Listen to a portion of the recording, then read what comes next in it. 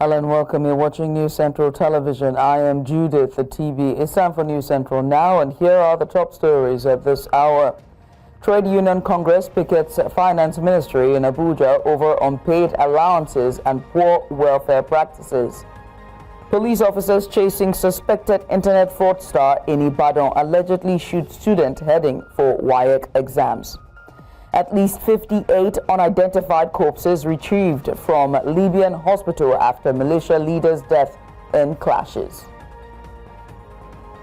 Details shortly.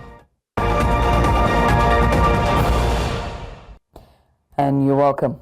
Tragedy struck in Ibadan in the early hour of Tuesday as a secondary school student was reportedly shot dead by a stray police bullet while on his way to sit for his WAEC examination.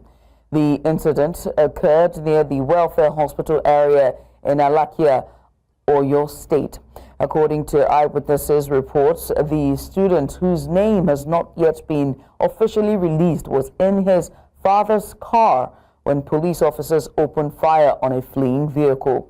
Sources on social media allege that officers were in pursuit of a suspect and attempted to disable the suspect's car by shooting at the tires. In the process, one of the bullets struck the student. He was immediately rushed to welfare hospital but was pronounced dead on arrival by medical personnel. The incident has sparked outrage, especially as it comes just a day after another high-profile case of alleged police misconduct in Lagos.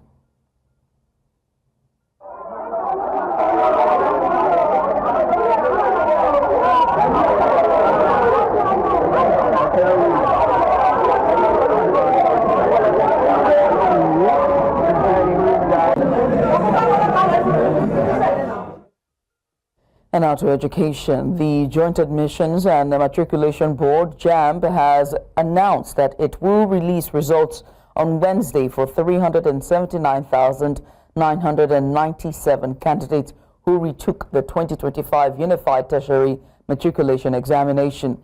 The receipt followed widespread outrage over mass failures, which JAMB attributed to technical and human errors, especially in Lagos and Southeast states. Over 1.5 million of the 1.9 million original candidates scored below 200, sparking national concern. JAMB's registrar, Professor Isiaq Oloyede, he, however, took responsibility for their errors and rescheduled the exams. Lawmakers from the Southeast condemned the process, demanding Oloyede's resignation, citing poor communication and clashes with WAEC exams. The caucus also called for the cancellation of the 2025 UTME and a fresh exam to ensure fairness and restore confidence in the admissions process. And now joining us from Port Harcourt is Rivers State. From Port Harcourt in Rivers State is lawyer and rights activist Courage Nsirimuvu. Courage, thank you so much for joining us. Let's just get started, shall we? I mean, from the apology to the receipt, how have you read the situation? Has JAMB done well enough to address its own failures?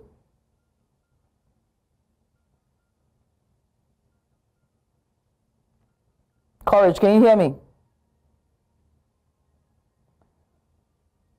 Courage, are you there? Thank you very much. I think in the circumstance of it,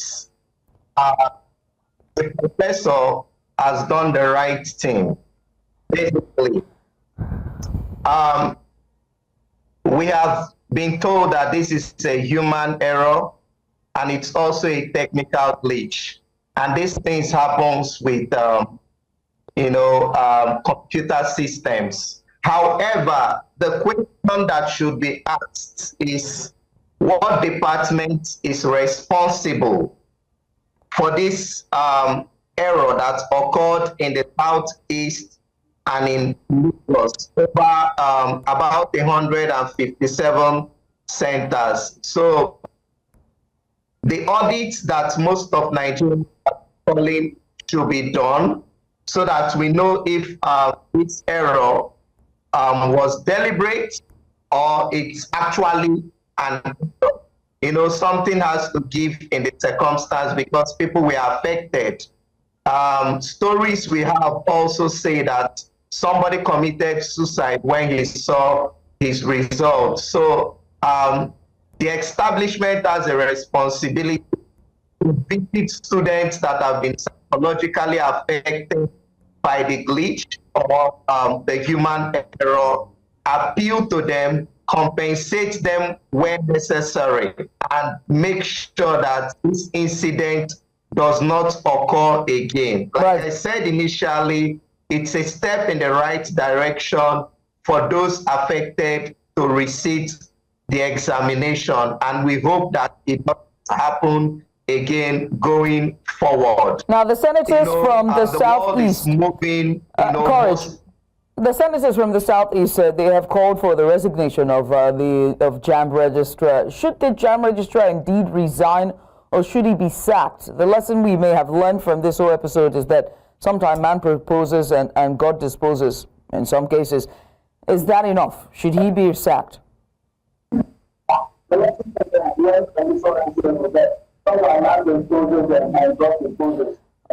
Courage, I will need you to turn off your television so you can only hear from the device. Resignation should be after a thorough investigation has been done, or that of sack. I need you to turn off your television, Courage. The question of investigation or sack should be determined after a thorough investigation has been done. If he's found wanting, then he should be sacked. The information we have is that he has been conducting this examination for quite some time, and this incident has not occurred in this particular manner. So that investigation would determine whether or not he should be sacked or he remanded. And then if it's a technical issue beyond his control, then it will be a matter of fixing the technical issue.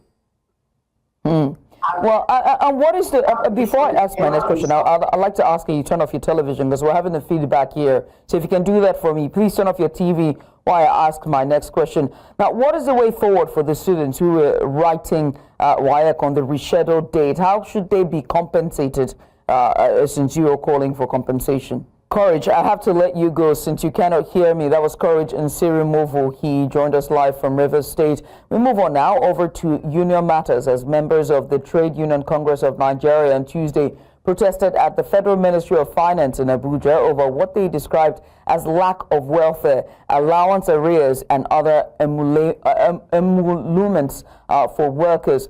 Now, the workers dressed in red T-shirts and with placards locked the gate to the ministry, preventing vehicles from going in and out of the premises and forcing workers who came to work to return home. The workers said they are protesting months of unpaid allowances dating back to January of 2025.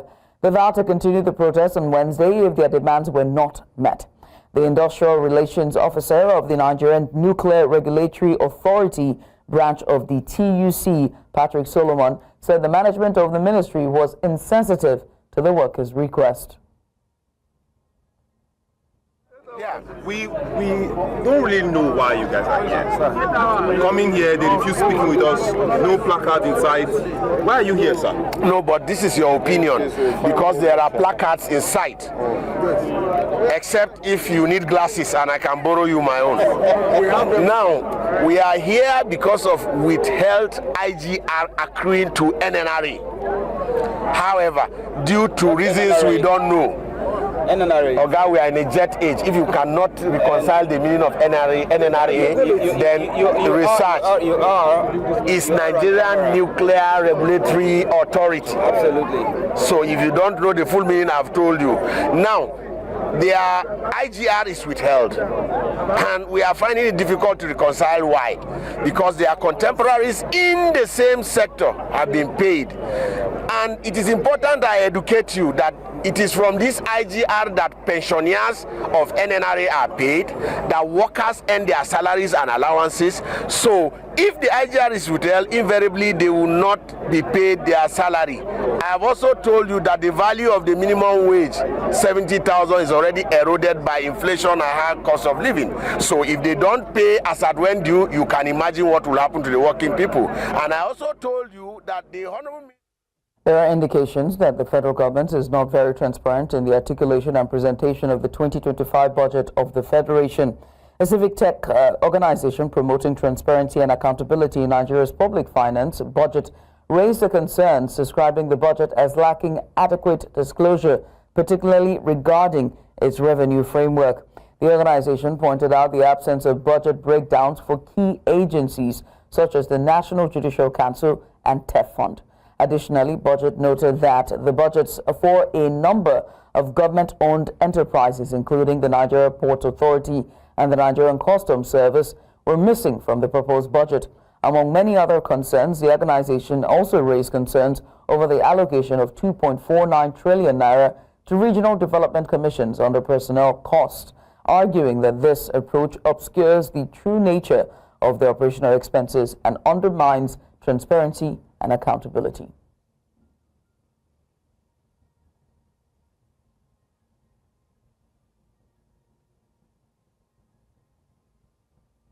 And off to Rivers State, as Rivers State have continued, parents in Rivers State have continued to cry out over the disappearance of their children on their way to sit for the 2025 West African Examination Council, that's WAEC exams. A passenger boat conveying some 13 persons, including 6 WAEC candidates, went missing on the 7th of May between the Port Harcourt and Bile Sea route. News Central's Biola Festus tells us more.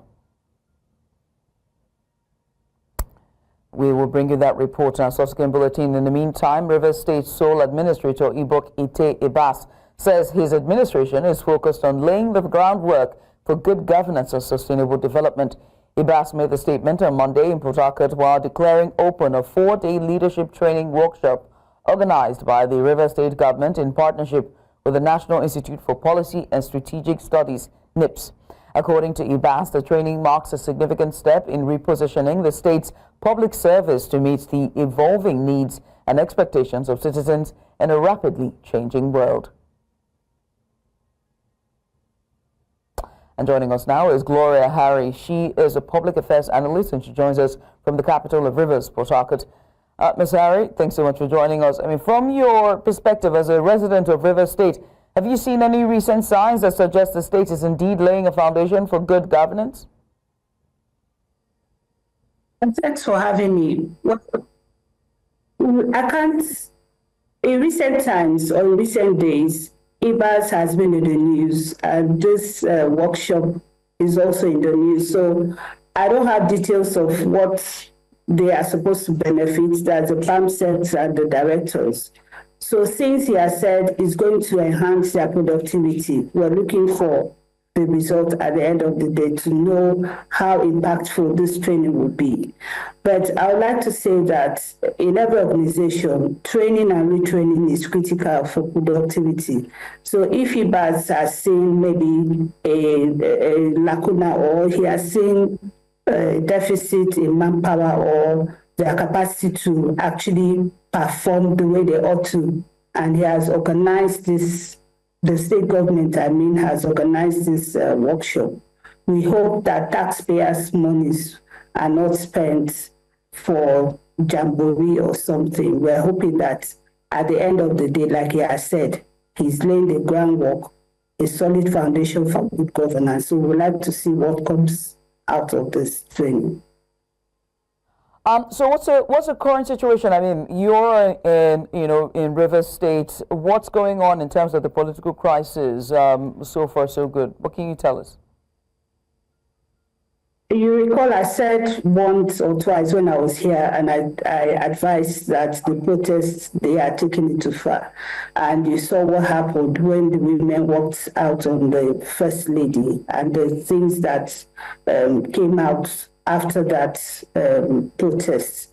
So for now, we don't have protests. We don't have women wearing black or white, disturbing the peace of the state, because there are people who are not politicians who reside and do business in the state. So this political crisis is actually a distraction for people like that. And you cannot also separate politics from even the business sector, because everything revolves around government. So for now, the state is calm. Everybody, both the Sim camp, the Wike camp, everybody is calm. People are calm, and they're hoping that, like some people would say, May 29th, the state of emergency will be called off. That is a rumor. We don't know how true it is. But there are several rumors, there are several speculations. But we're hoping that at the end of the day, lessons that ought to have been learned will be learned by everybody, because you don't do things in isolation, allowing your personal interest to override the common interest. So in all of this, we've seen people trying to protect their interests. And at the end of the day, we found ourselves in this quagmire. But it's about security. The place is safe. Everybody's going about their businesses. And we don't have women singing and lamenting on the streets anymore. All right, Ms. Gloria Mosi, thank you for taking out the time to join us. Gloria Harry, the public affairs analyst from Rivers State. Switch gears now from that to the economy, as the Central Bank of Nigeria, at the end of the 300th Monetary Policy Committee meeting, has agreed to hold interest rate at 27.5% for the second time this year. The bank, under Governor Olayemi Cardoso, had steadily raised the rate from 11.5% in 2022, including 6 hikes in 2024 alone, amounting to a cumulative 875 basis points. Cardoso said the committee's decision to maintain the rate was unanimous and driven by recent positive macroeconomic indicators. Joining us live from Abuja is our business correspondent, Chamon Debeng. Chamon, thanks so much for joining us. We appreciate you for doing this with us. I mean, what are your thoughts on the decision of the MPC to retain the MPR at 27.5%?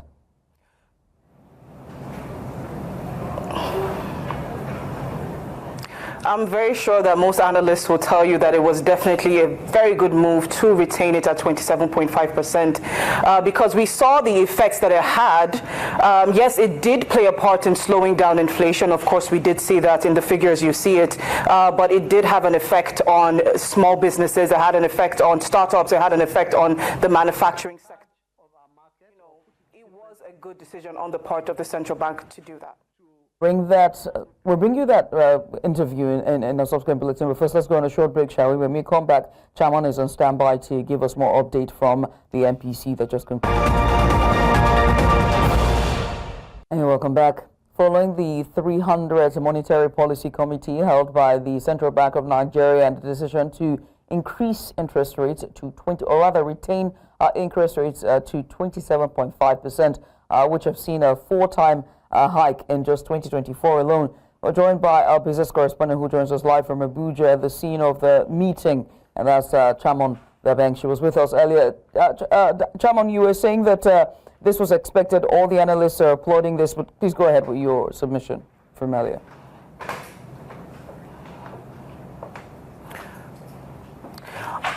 Yes, it was definitely expected, especially for the fact that we're seeing inflation rates starting to slow down. In the last 2 months, we've seen the figures drop. So there's really no reason at this point for the central bank to decide to, take a tightened stance or push the NPR any further, because it does have an effect on lending rates, which did have an impact on the manufacturing sector. And so it was a good decision to take a hold stance this time around to see how the economy plays out before they decide to push it any further. And what do you think is the reason Nigerians are yet to feel the impact of this improvement in, the macroeconomic indices?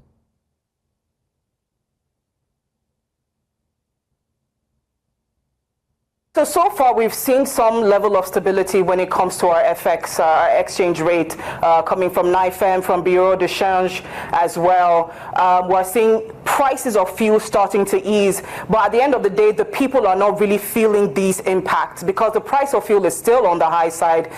Dollar is still being traded at 1.5 to 1,600. But what I can say is that the central bank is putting out a lot of policies and working with the private sector as well as other government bodies like the fiscal side of the Nigerian government to make sure that we slow down inflation and have a positive impact on some of our economic challenges. So these improvements will not be felt overnight, but the CBN seems to be very confident that at some point we will definitely feel it here in Nigeria. As the CBN governor said, it's not a question of if, it's a question of when. And only time will tell then. Well, so fingers crossed, we wait and see how this will pan out in the next couple of months, weeks. Only time will tell. Chairman, many thanks for doing this with us. We appreciate you for coming on. Chairman Abeng there, our business correspondent in Abuja. Let's switch gears back. Earlier on, we told you that more parents in Rivers State have continued to cry out over the disappearance of their children on their way to sit for the 2025 West African Examination Council WAEC exams. A passenger boat conveying some 13 persons, including 6 WAEC candidates, went missing on the 7th of May between the Port Harcourt and Bile Sea route. News Central's Biola Festus has the report. The West African Examination Council, WAEC, has been on for days now, while some homes across Nigeria are gearing up to celebrate their words for successfully completing high school level. Some families in Rivers State are soaring over their missing children who had left home for the exams but are yet to return days after. The little boy is in that bush now. I don't know how that boy is eating in that place. I don't know how that boy is sleeping in that place. And they are writing exam. How that boy there tomorrow fish up. That is what they said. Damn, that boy now. No way. Government, I beg on her. If you have only one child, you know how pain it is. You know how pain it is for somebody to just collect your child, you don't see your child. This development has put skepticism in the mind of some parents in Rivers State coastal communities over allowing their children to go across the sea in the quest for education. On the 6th, our children that are going for exam have been kidnapped. It's painful. We can't even eat. I can't even sleep. Little children, especially our teenage girls, are there. So imagine the trauma they will be passing through right now. I want the government to help us. I want the Senate President, all the security agency to come to our rescue. We are under pressure presently now because there is no way for us to go to Bile again. Because that is the only route that we have. We have only one route from Bile to Port Harcourt to Bile. And because of the very incidents occurring in several occasions, that because of that we cannot be able to get access to get food to our community. We've had terrible situations where our husbands have died, our children have died, all in the name of piracy attacks. They should deploy security measures to the waterways. They should release houseboats to certain areas, to central points of the river. The need to beef up security on the waterways has always been present, but this latest development underscores the urgency of it, now more than ever.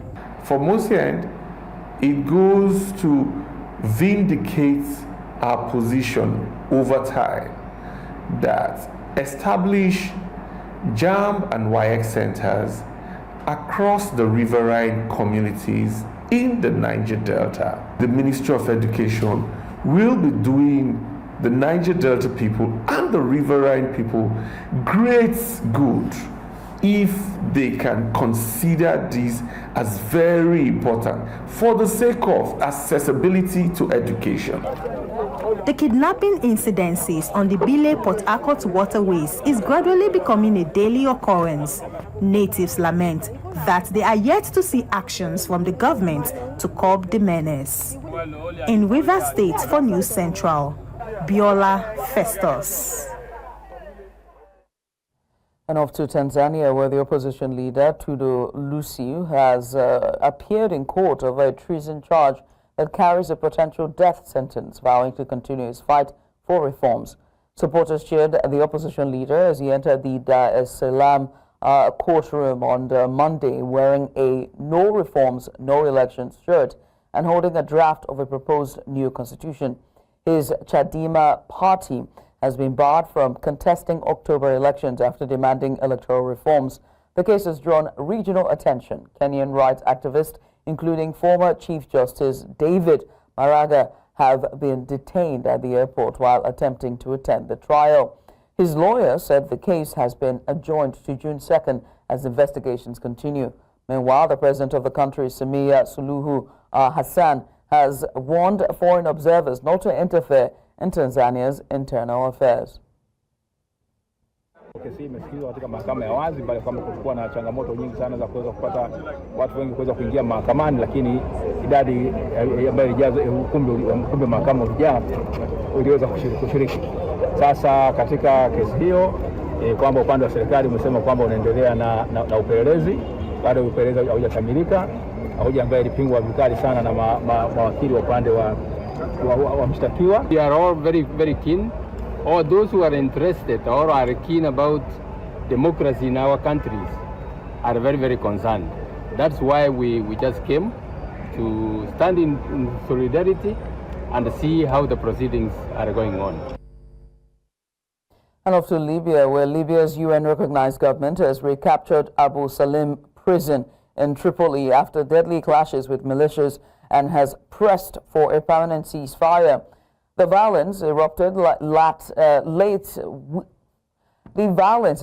last week after the killing of a militia leader, triggering fighting between the government-allied 444 Brigade and rival factions, including the Raqqa force. At least 8 people were killed, according to the UN. The Defense Ministry said that efforts toward a ceasefire are ongoing.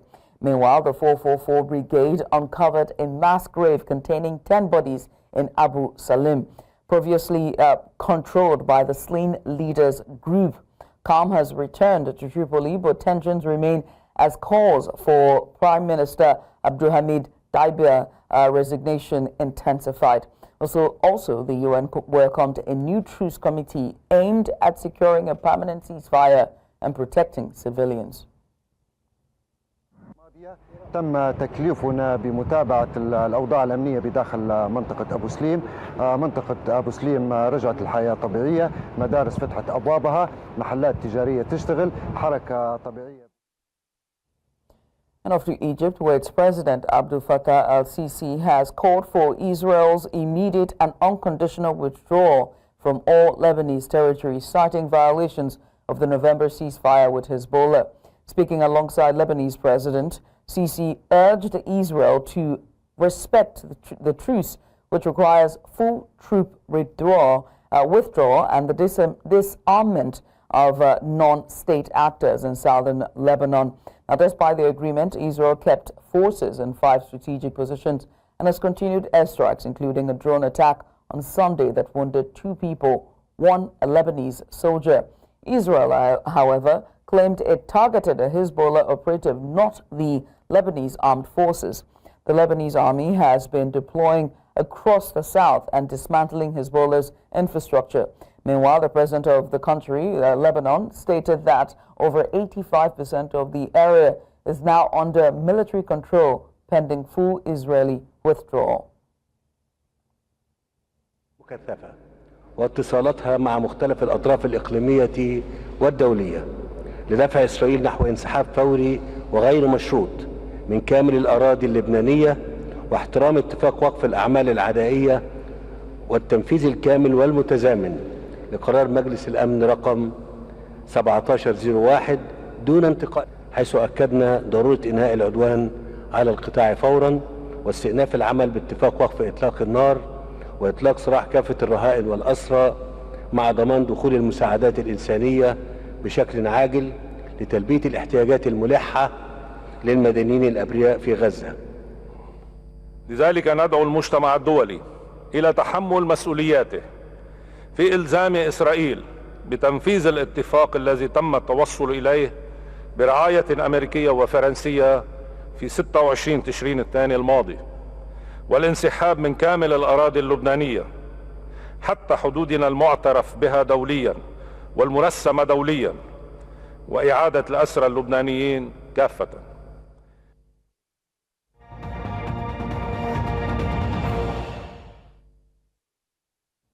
Plumes of smoke were seen rising from northern Gaza on Tuesday, visible from southern Israel, as Israeli forces intensified their military campaign across a besieged territory.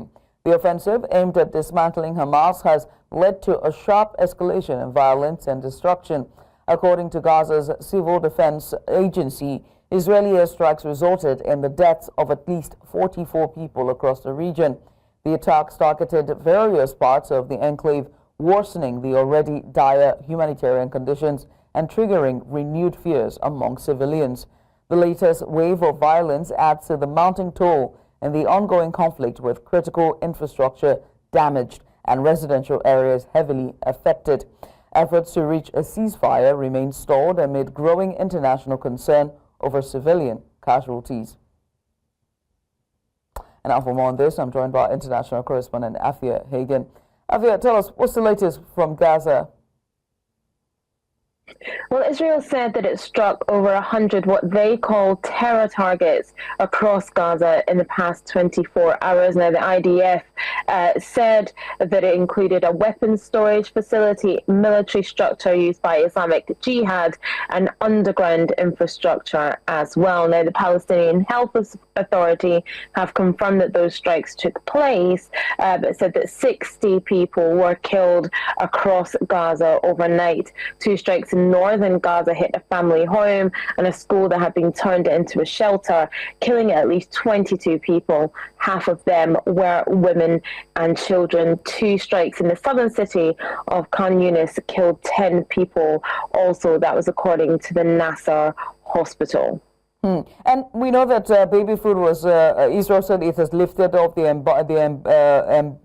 bar from aid to come in, and baby food is now being allowed to come in. But I have to ask, how much aid is now crossing into the enclave at this point? Well, not enough. Yesterday they said they were going to let 5 lorries into the enclave. Now it's 100 lorries that we heard a couple of hours ago. 100 aid trucks are going to be let into Gaza, but still that is not enough.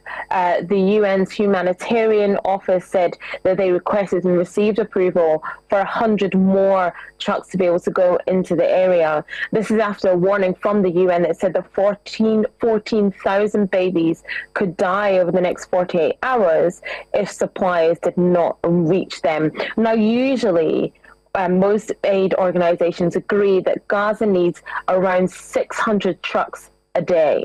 So if you've got 105 trucks going in after a period of 11 weeks where there's been a blockade and no trucks have been going into the area, it's a drop in the ocean for what is needed for the 2.1 million people in Gaza, and especially the children who are starving. And the UK, France and Canada released a joint statement urging Israel to cease its latest military offensive.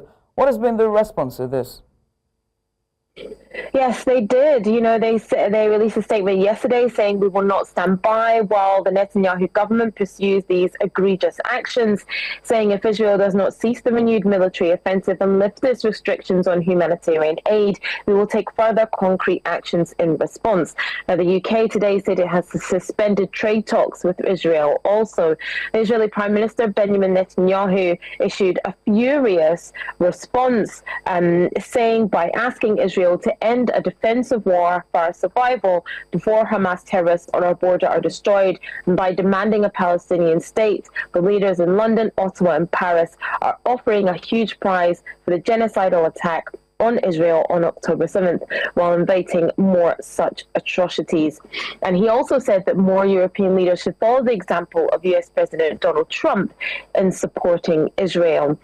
So Netanyahu furious that France, the UK and Canada are calling Israel out for starving the people of Gaza, for the blockade, for blocking the humanitarian aid that is so desperately needed in the enclave, as well as upping the military action in the area also.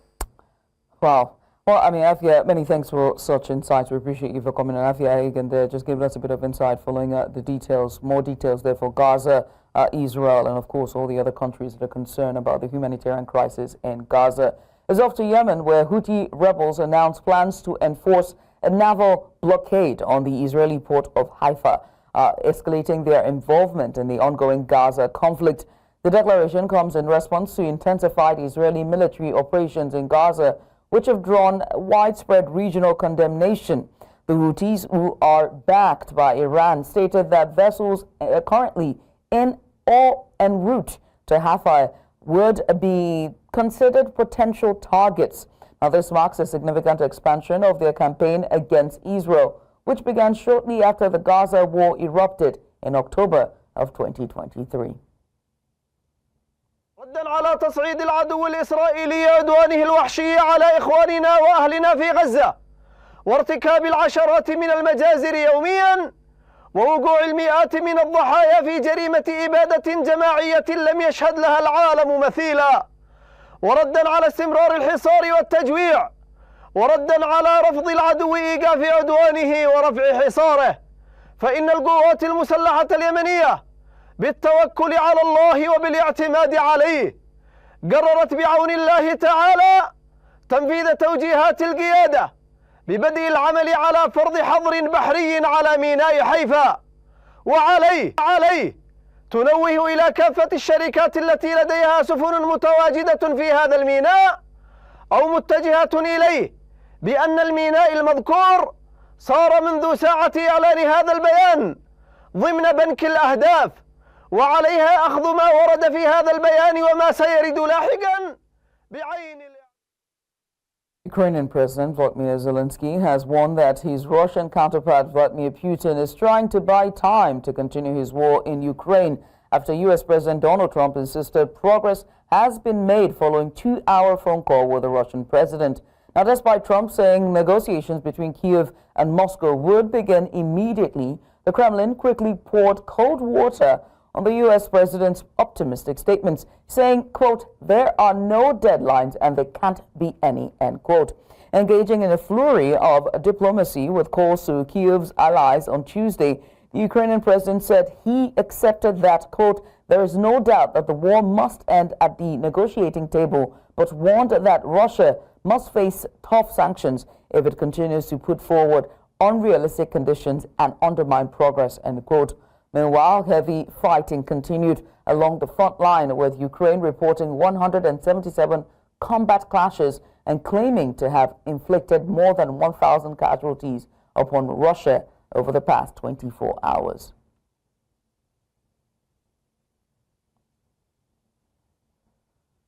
Let's go on a short break, shall we? When we return, business and sports. Stay with us.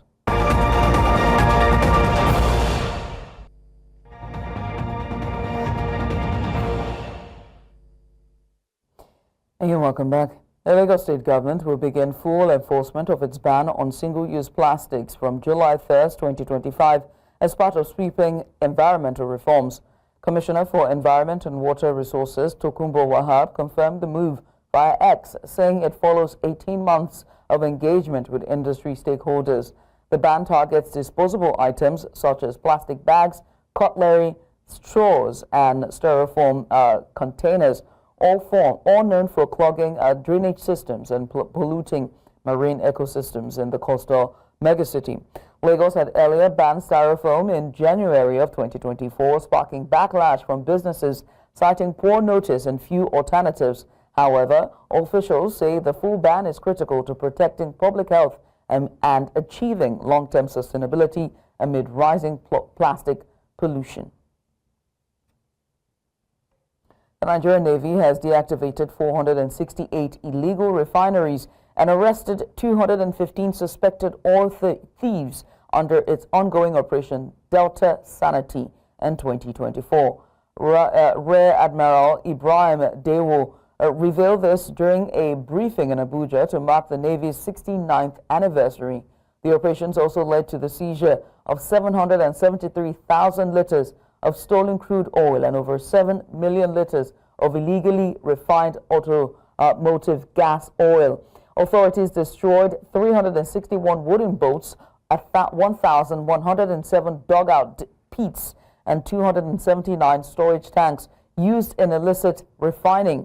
Since January, an additional 103 sites were dismantled and 34 more suspects apprehended.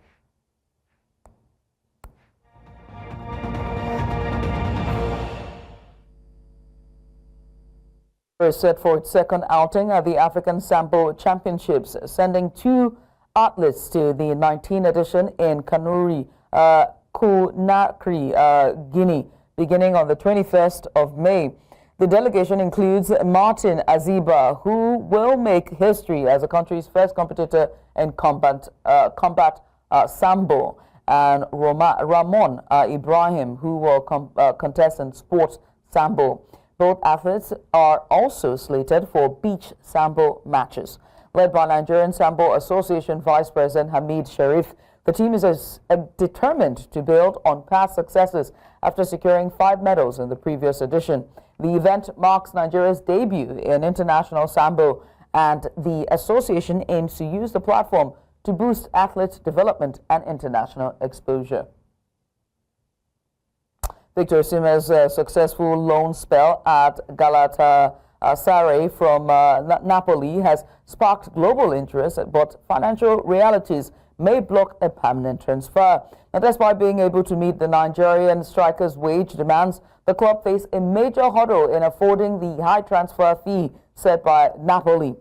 Turkish football manager Kore Palace, he highlighted on our show Game On that while top Turkish clubs like Galatasaray and Fenerbahce, as well as Besiktas, can offer salaries on par with elite European teams, the cost of securing Osimhen permanently is highly too steep.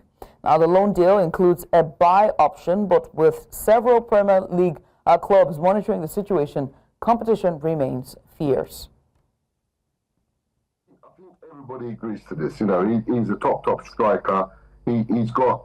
I'm sure he will have clubs after him in England, in Italy, in Spain, in any part of the world. I'm sure everyone will be welcoming Victor. But sometimes player has to be happy. So this is another key to success. Obviously, I can imagine clubs like Manchester United coming in for him. Chelsea might be coming in for him. Even some of the biggest clubs in other leagues. But the player's happy here. Can it work? Financially, it will be a difficult one for Turkish football, for sure. But I'm sure it will be a dream for all the Gala fans. But regardless of wherever he stays, here or not, one thing is for sure: he's made history at Gala.